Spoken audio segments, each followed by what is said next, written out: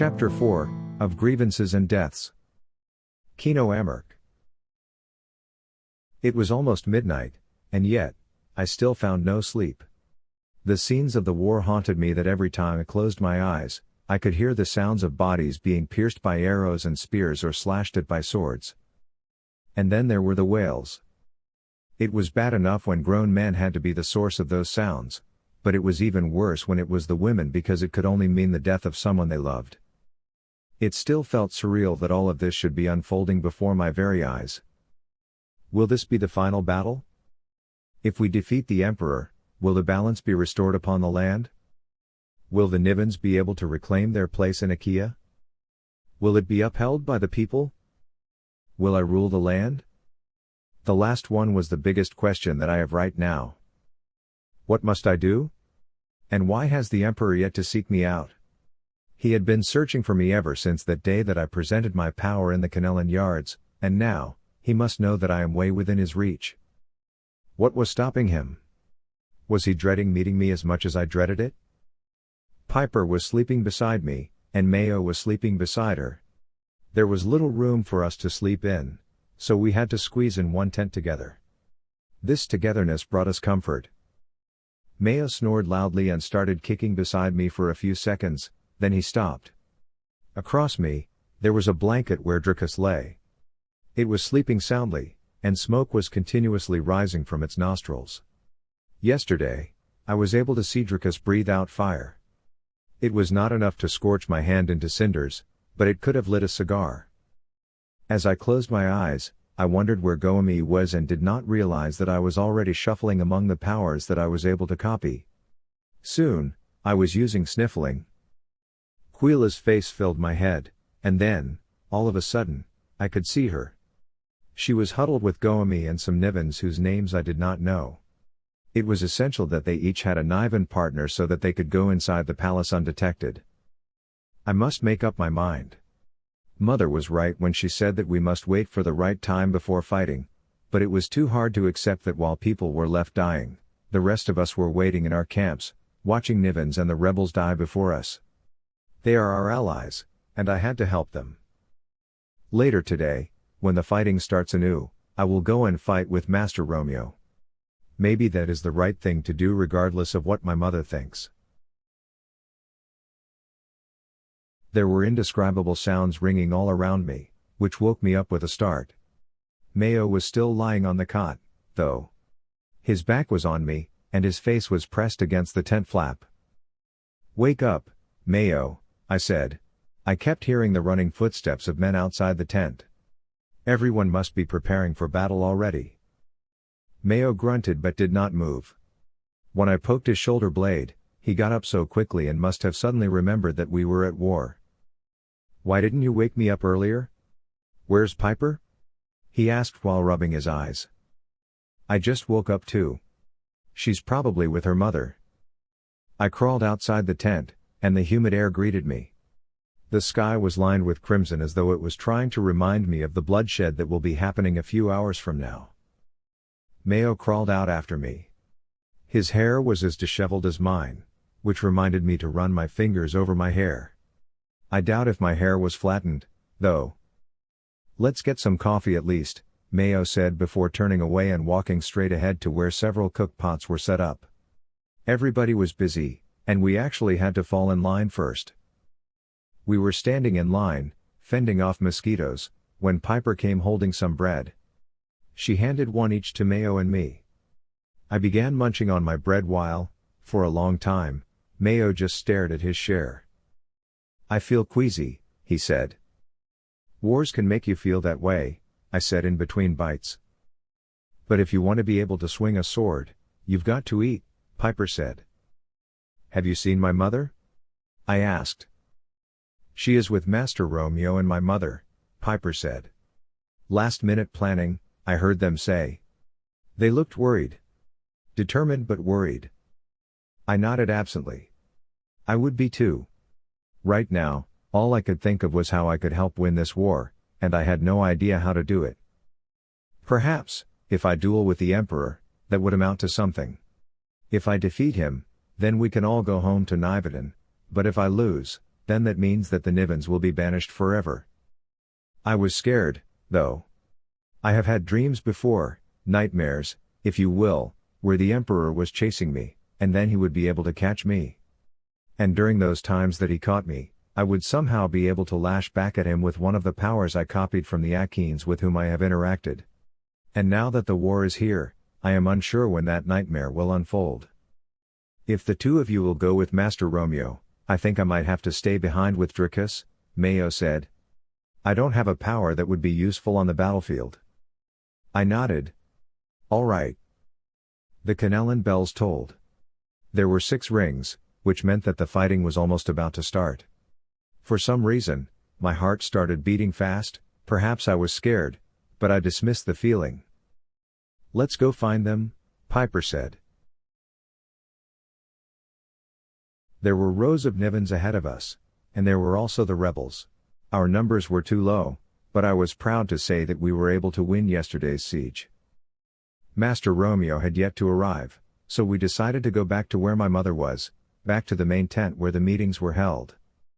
Upon entering the tent, I could sense the heavy emotions that the people inside were feeling. The chief hunter, Mistress Laren, was moving about and carefully examining the pieces on the table that, from my point of view, revealed the strategy that Master Romeo and his men would employ later. They were so engrossed that they did not even notice us entering. There's a danger here, Mistress Laren said. If the enemies decide to flank us from here, if they see this opportunity, they will definitely take it, and we could lose half of our people. That's not something that we want to happen. If they see it, Master Romeo argued. Otherwise, we could buy ourselves more time to further reduce their army. It is risky, Mother said. I do not wish to contest your decision, Romeo, but what are the odds that this weakness here could be found out? The palace men are monitoring the war from a high position, and they have a vantage view of all this. The Emperor could just as well ride the cloud, and he would see it. And when he does, we won't last a day more. It was Mistress Laren who replied. Isn't there a more aggressive plan? That's all I'm asking, because regardless of how many more days we can stretch this war, the truth is that we are badly outnumbered. Are we expecting any reinforcement from any of the war generals? My mother asked. Mayo blushed and bowed his head in shame. Pyper nudged Mayo on his ribs. How about your father? Have you heard any news from him? She asked softly, and yet, it was loud enough for everyone to hear because, at that point, everyone had already gone silent. I have not heard from father for a long time, Mayo murmured. If only Elder Mayan were here, he would provide us with a good rallying force, Mistress Laren said. I can go after Master Jor and join them, I said. All eyes were suddenly on me. And what will you do once you're with them? Mother asked. If the Emperor finds you, you will be dead in a heartbeat. Not if I can get to him first. I can turn myself invisible, Mother. The Emperor cannot do that. He knows how to use his power skillfully, you don't, she protested. You were asking us earlier if there's a more aggressive plan, and here we are presented with one, Mistress Laren said. It seems to me that your son is willing to do his part, but you would rather have all of the Nivens dead. Mother blushed furiously. That's not what I meant. I am only concerned that we will be handing Kino on a silver platter to the Emperor. This is what he wanted all along. But if the Emperor is defeated, then we will win the war. It's as simple as that, Mistress Laren argued. Mother, if Kino is going, then I will also go with him, Pyper interjected. All eyes were suddenly on her. Mistress Laren's eyes were popping, and her mouth was opened wide in protest, but there were no words that came out of her mouth. We're going together. We know the palace, or at least, we're somehow familiar with it. We can both turn invisible, and I can defend Pyper if there's a need for that. I have other powers I can shuffle with, I said confidently, hoping that they would agree with me. Mistress Laren slumped on a chair as though she was resigned to the proposal. This somehow gave me the push that I needed. Look at it this way, Master Jor is inside the palace. Together with Goemi and Quila, they can already start something. But they won't be able to finish everything. What they're doing is giving us an advantage. If they can create some commotion from inside the Kanelan walls, the soldiers outside would somehow be distracted. That will give us an edge out here. In the meantime, while our armies are pushing towards the Kanelan gates, if I get a chance to, I paused, trying to search for the correct words because for some reason, I could not say kill, a chance to stop the Emperor's plan, and maybe even capture him, then we could win. How exactly do you plan on doing that? Master Romeo said. When you begin attacking towards the Kanelan gates, we will circle the palace. We will try to avoid the armies and then enter the Kanelan palace the way the Emperor does, by riding a cloud, I said, beaming.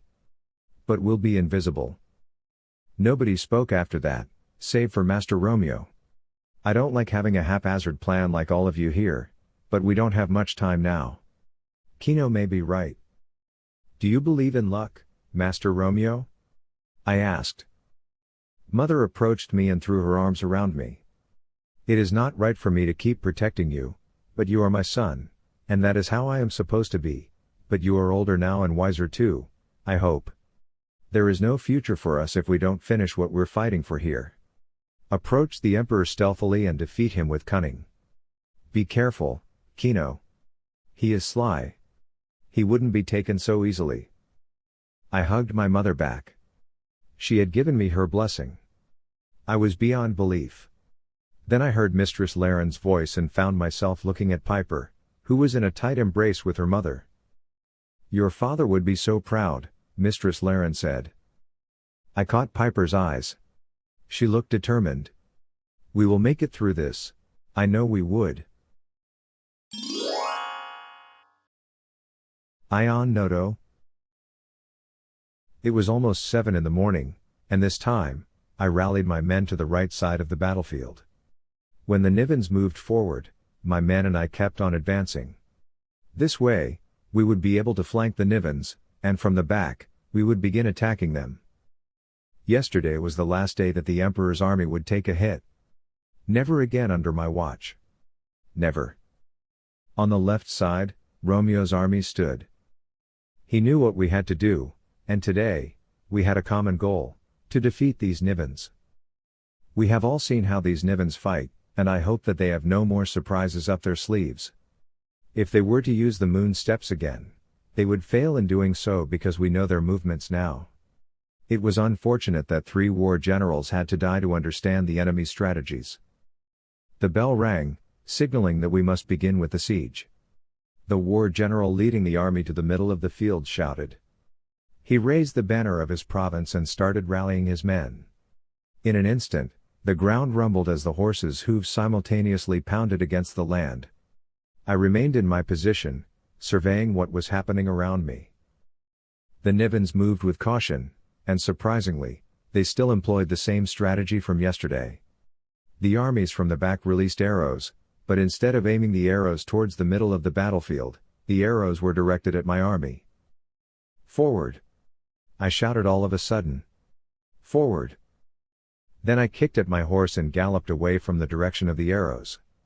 I raised my shield to cover myself, and at the same time, kept on kicking at my horse to make it gallop faster. The arrows started raining down all around me, and I heard a few of my men fall to the ground. Luckily, the next set of arrows was no longer aimed at us but instead at the other soldiers that were in the middle of the battlefield. The soldiers had a better advantage, though, because when they saw what the enemies did, they started releasing their own arrows. The Nivens covered themselves to deflect the arrows, and when there was no more from the soldiers' group, the Nivens countered by knocking and releasing arrows again, aiming for this group.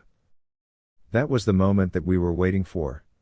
While their armies were engaged, my men and I rode hard so that we could cover the distance. Then at a closer range, I instructed my army to release arrows as well, while those who were bearing javelins and spears from behind hurled them at the enemies. We were closing in on them already. We could defeat them now. I raised my sword and shouted, to Canella. Kill the usurpers now. When I slashed my sword, I hit an invisible man, and his guts spilled on the ground. I could already taste victory. Renner Calo. The Nivens were there, waiting for us to attack, and I would have done so immediately if Louis Monsieur had not arrived. It was a little too late for him to share some information about my son with me. When Louis reached me, I ignored him. "General," he said. "I know I came in late, but there's something I need to share with you. Your son is with the rebels. He is a friend of the boy the Emperor wants dead." "I have heard that already." There were actual posters with Mayo's face across Canela because he was able to escape the Kanelan Dungeons. The moment I saw those posters, I was at odds at whether to be mad or to be proud of my son. Perhaps he would become a better general than I was. Your news, regardless of how good it is, came in stale. It still matters to me, but it doesn't change what decisions I have already made, I said. Ride with me and fight. Louis nodded. That's the reason I am here, my general. Before I engaged in a sword fight, I was satisfied to know that my son was still alive up to now, has survived the Kanelan Dungeons, and is fighting with his friends. I smiled. He didn't know that I was proud of his power and that he could be a good healer someday, a healer on the battlefield. The gods know how badly someone with Mayo's skill is needed in a war. With this thought, I rode to war carrying no more burdens. I could not wait for this war to be over so that our family could be whole again. Perhaps it was time for me to retire and go back to Wawang. Sudo would have probably wanted that. And Bettina, my wife, will probably fall in love with me again. Yes, we can be all that and more. One big happy family. That is what I am fighting for. So I turned towards my men and started rallying them, but instead of heading straight to where the Nivens and rebels were, my group circled, just as Ion instructed. It would be a good fight. Louis was also riding with me. The warriors behind me followed closely, galloping on their horses. I raised my hand high and shouted, "To Canela! To Akeens! To a world united!" And at that instant, my bannerman raised a new banner. Up in the air, the new one soared. It was displaying all the 14 provinces of Akea, and in the middle, glowing brightly red, was the insignia of Nivedon. Those who had their arrows drawn and pointed at us stood frozen when they saw this, their mouths hanging open as though they were uncertain of what to do. The javelins, the spears, the swords, these were not raised as my men and I passed behind the Nivens and rebels. There was a moment of silence before cheers filled the air, followed by the Nivens shouting, rallying behind us, their arms bearing weapons raised up in the air. When I finally circled half of the field, I saw Ion Noto and his men. They were fighting against the Nivens. He raised his head and saw me. There was a flash of relief when he met my eyes, but when he saw that my men and I just stood there, and we were not being attacked, his eyes traveled to the banner that was being blown by the wind. There was recognition of the defection that my men and I did. Ion's face twisted, and he slashed at the Nivens and rebels that were surrounding them. The men flew around him because of Ion's strength, and their bodies were thrown away mercilessly. He galloped towards me. The king of Amer was in flight to kill me. This was the moment that we had both been putting on hold. But now, it was time. I kicked at my horse and rode towards him. Ion Noto? Who would have thought that Craddy Renner Calo would choose today to come out as a traitor, at the exact moment that the Kanelan Palace needed him to show support to the Emperor? But who needs him anyway? He is, and always will be, a stinking maggot who does not know how to properly wield a sword. He is useless as a battle leader and knows nothing about strategies. He is nothing but a traitor, and when this war is over, I will boast to the Emperor that I was the one who beheaded him. Regardless of all the obscenities that ran inside my head, the loathing that I felt towards Renner did not subside. As I galloped towards him, my sword on my right hand, I could only wait for that moment that I pierced my blade unto his chest. Renner was riding towards me now, followed by his army, as my men were behind me. For a moment, I forgot all about the Nivens and these rebels because my hatred was focused on just one man. And he was not even wearing a helmet, the fool. And then I struck, sword against sword. My horse stopped, and I turned around, facing Renner again, and parried against him. He blocked my attacks, but I could feel that my strength was draining him. I laughed out loud. How dare you? I shouted. How dare you forsake the Emperor to side with these rebels? Renner attacked ferociously. My blade grazed his, and then I twisted my sword and gave it a quick jerk before pushing, thrusting against Renner. His blade flew up in the air, but the lucky bastard was able to catch his sword as it fell, as if he snatched it out of thin air. And we're back to parrying again. While I was strong, he was quick. That had always been his power. He was agile even on a horse, and that somehow countered my strength. I grunted as I swung my sword against him. This time, I felt him buckle. The blow made him lose his balance, and as he fought to regain his balance, I gave him a kick that sent him to the ground. I jumped off from my horse and stood above him. Where is your honor, Calo? I seethed. As I brought my sword down upon him to pierce him right in his chest, his boot caught my own chest, sending me toppling over. I coughed, annoyed at what happened, and grappled for my sword. Renner was moving towards me now, sword in his hand. I lent my honor to you so that you would fight for what is right, he said, the fool. I swung at his leg, and I heard his bone crack. Now, even with his power, he could not be so agile as to escape me when one of his legs is broken. I was back on my feet, eyes never leaving Renner's. He stood up, his face clearly in agony.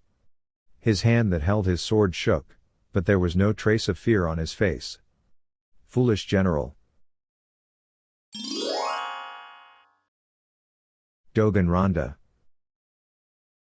Renner Calo fell to the ground while I was fighting General Ion Noto's men. I swung my sword at the man in front of me, and as he fell to his demise, General Ion Noto raised his hands and swung towards Renner. No! I shouted, and at that moment, summoned the roots of trees to strike at the general.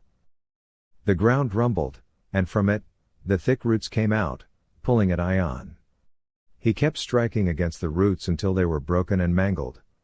That was only a few seconds, but it gave me enough time to stand beside Renner and fight alongside him. I recognized Louis Monsieur fighting alongside us too. I frowned because I never did like this man. Back in the days, when I was still serving the Kanelan Palace, he would boast that he could make Lamare his. General Ion Noto would have to deal with the three of us now. I could feel Renner's pain as he struggled to stand. The general leapt and thrust his sword at me. I was quick to raise my sword to block him, but he was way too strong. I stumbled backward and fell to the ground. I rolled sideways to escape from him, but he kept on attacking me, knowing that Renner would not be able to help me because of his injured leg. I pulled myself up and conjured the roots to chase after the general, but he was much too strong, and by this time, he already knew what my power was. He tore at the roots easily, which gave me some time to be on the offensive. I thrust my sword at him, faked aiming towards his right, then withdrew quickly and slashed at his torso, leaving him with a long wound. It wasn't deep enough to kill him, though, if at all, it only made the general madder. He rallied towards me, his right hand kept swinging his sword, and I kept blocking him. He was laughing maniacally now that he had seen how this could be an easy win for him. Darn it! I fell to the ground, hitting my bad knee first, and I grunted as the searing pain traveled all the way from my knee to every part of my body. But I knew this was not the time to dwell on this pain. I turned around quickly and was able to block the general's sword for a moment. He was too strong, that was my last thought as I fell to the ground, eyes raised towards the sky. He was coming fast at me, and I grappled with grabbing my sword. I was able to reach it and raise it to block his attack, but it did not reach mine because Renner was there, standing behind me and blocking Ion Noto's sword with his. He was panting, and his face was twisted in agony, but he was able to fight with his sword. General Ion Noto was so enraged he threw away his sword and let out a howl as he turned towards Renner. This time, he punched him with his bare hands. It was so strong that Renner flung. Ion Noto charged at Renner and kept on punching him even as he fell down to the ground. I took that moment to bind the enraged general with roots. I stood up in a rush while commanding roots to bind Ion Noto. When I reached him, he was already bound all over so that he could no longer move. In front of him lay Renner's lifeless body. His face was so mangled that even I could no longer make out where his eyes had been. And Louis, poor Louis, was also on the ground, pierced by several arrows and a javelin. He would no longer boast to me about Lemare. Ion was looking at me, the veins in his head almost ready to burst as he exerted much effort to escape from the binds around him, but he wasn't able to because I had him tied up to his neck. His eyes were full of hatred as they trained on me. He spat out. "You are a worthless man for deserting your emperor, for deserting someone you vowed to protect with your life. And now, what are you going to do? Kill a king? Kill me?" Ion Noto spat out once more. I didn't have to answer that. Instead, I raised my right hand and let out a guttural sound that displayed my emotion, and swung full force towards his craggy neck. My sword sliced through it cleanly, sending Ion's head flying a few meters away before rolling on the ground. His lifeless body stood defiant for a while until I released it from the roots that were binding it. Then it fell beside Renner's body. Poor Renner. And now, I will have to be the one to tell Mayo Calo. Why do I always have to be the bearer of bad news?